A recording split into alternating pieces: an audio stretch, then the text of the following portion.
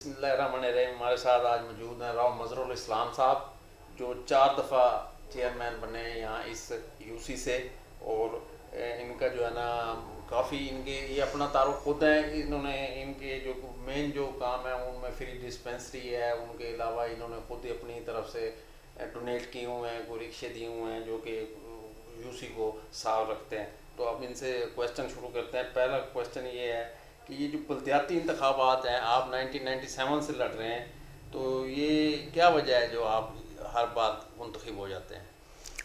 औज़ुबिल्लाहिमिनश्शैतानिर्रजीम, बिस्मिल्लाहिर्रहमानिर्रहीम। मैं जोई साहब आपका नहायत मशकूर हूँ कि आप मेरे पास तशरीफ़ लाए और इस बाबत आप मुझसे इंटरव्यू कर रहे हैं। देखिए, जो बल्दियाती इदारा है या बल्दियाती नुमाइंदे है, वो खालिस्तन खिदमत गुजारी का इदारा है। तो हम लोग जो है ना अवामी तर्जुमान हैं और अवामी आवाज़ को हम बुलंद करते हैं और ग्रास रूट लेवल पे लोगों की खिदमत करते हैं।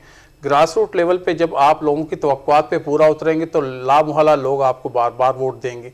अदरवाइज़ एक दफ़ा इलेक्शन आपके लिए ईजी होता है, दूसरी दफ़ा बहुत ज़्यादा मुश्किल होता है, क्योंकि अगर आप लोगों की तवक्कुआत पे जो एक्सपेक्टेशंस हैं अगर आप उन पर पूरा नहीं उतरे तो दूसरी दफ़ा वोट नहीं देंगे, और तीसरी दफ़ा उससे भी ज़्यादा मुश्किल हो जाएगा कि वो कहते हैं कि हमने इसी का ठेका उठाया है। तो हर दफ़ा हमें पहले से भी ज़्यादा बेहतर करके दिखाना पड़ता है, और बेहतर करके दिखाने की वजह से लोग हमारी रिस्पेक्ट करते हैं। और मुझे 3 दफ़ा गोल्ड मेडल मिल चुका है, रोल मॉडल ऑफ पंजाब का खिताब मिल चुका है। तो मेरे बहुत सारे प्रोजेक्ट हैं जो कि हम करके दिखाते हैं कि देखिए जी, हम ये मिसाल पैदा कर रहे हैं, हम ये कर सकते हैं तो दूसरे क्यों नहीं कर सकते। तो इसकी वजह से लोग मुझ पर ट्रस्ट करते हैं। और मैं आलमोस्ट जितने भी इलेक्शन हैं मैं एंटी गवर्नमेंट जीत के आया हूँ। मुझे कभी ऐसे बरसरदार गवर्नमेंट ने टिकट नहीं दिया या मैंने उनके टिकट का सहारा नहीं लिया। हाँ, मैं बैसाखी नहीं इस्तेमाल करता। अल्लाह पाक की करमनवाजी है, और जब तक अल्लाह पाक चाहेगा मुझसे काम लेते रहेंगे। आपके नज़दीक बल्दियाती इंतखाबात जमाती होने चाहिए या गैर जमाती होने चाहिए? देखिए, मेरे नज़दीक बल्दियाती इंतखाबात गैर जमाती होने चाहिए। जमाती इसलिए नहीं होने चाहिए, मिसाल के तौर पे एक बंदा एंटी गवर्नमेंट इलेक्शन जीत के आ जाता है, अब उसे तो अवाम ने मुंतखब किया है ना।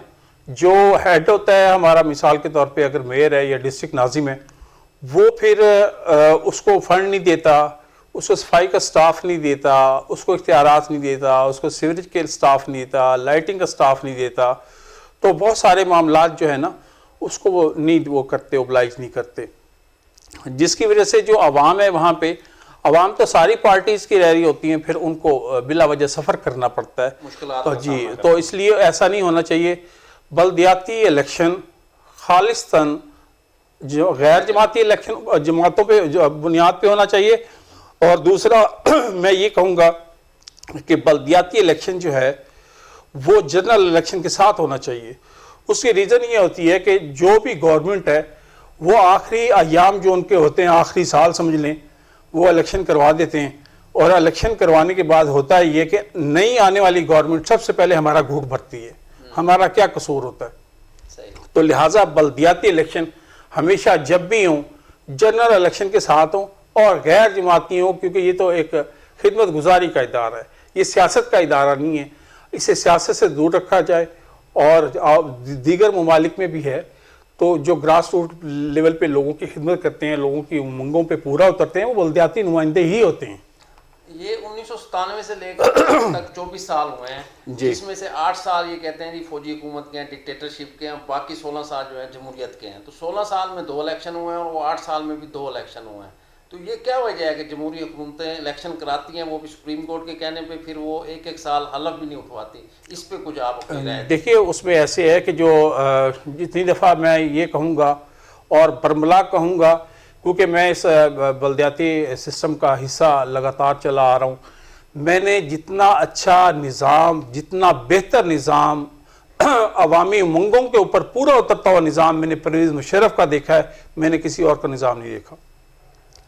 मैंने जैसे आपको गुजारिश की है ना कि ये इलेक्शन करवा लेते हैं, और वो भी सुप्रीम कोर्ट के कहने पे करवाते हैं। इलेक्शन करवाने के बाद उसको जानबूझ के लिंगरान करते हैं कि ताकि हम आखिरी अपने सालों के अंदर इनकी जो गवर्नमेंट है या इनका जो इदारा है वो बनाएं। और जब इदारा इनका बनाएंगे फिर वो हमें यूज़ करते हैं, अपने जनरल इलेक्शन के अंदर यूज़ करते हैं, क्योंकि बल्दियाती सेटअप जो होता है वो बरसर इक़्तिदार हुकूमत का सेटअप होता है। बरसर इक़्तिदार हुकूमत के खिलाफ तो बल्दियाती सेटअप जा ही नहीं सकता, क्योंकि वो फौरन जैसे कहते हैं ना कि हम पे कब्जा लगा देते हैं हर चीज़ की। तो बल्दियाती निज़ाम को जनरल इलेक्शन के साथ होना चाहिए, और जमहूरी हुकूमतें जो हैं वो नाम की जमहूरियत की हुकूमतें होती हैं, असल में वो डिक्टेटरशिप भी बदतरीन मैं ये कहूँगा कि होती हैं। कि जैसे मियाँ नवाज शरीफ साहब ने हमारा लंगड़ा लूला निज़ाम लेके आए, शहबाज शरीफ साहब, बल्दियाती निज़ाम बहुत लंगड़ा लूला था। अगर हम कंपैरिजन करें परवेज़ मुशर्रफ साहब के निज़ाम से, जो हम बतौर नाजिम इलेक्ट होते थे, सिलेक्शन हम इलेक्शन लड़ते थे, वो बहुत अच्छा निज़ाम था, ग्रास रूट लेवल पे लोगों को मसाइल हल होते थे। मियाँ साहब जब निज़ाम को लेके आए, लंगड़ा लूला निज़ाम लेके आए, इवन हमारे पास जो स्वीपिंग स्टाफ है, सॉलिड वेस्ट डिपार्टमेंट है, वो भी हमारे अंडर नहीं था। अच्छा, वो भी तो वो भी, हाँ, वो भी हमारे पास नहीं था, वो भी हमें जवाबदेह नहीं था। तो लोग तो हमसे तवक्कुआत करते ना, MNMP तो किसी का इजीली फ़ोन ही नहीं सुनते। तो लिहाजा इस तरीके से वो अब ऐसे ही जैसे तहरीक इंसाफ आई, कहने को तहरीक इंसाफ है, इन्होंने आते सारी पहले बल्दियाती नुमाइंदों का घूट भरा है। अभी 3.25 साल बाकी रहते थे, हमें टाइम पीरियड पूरा नहीं करने दिया।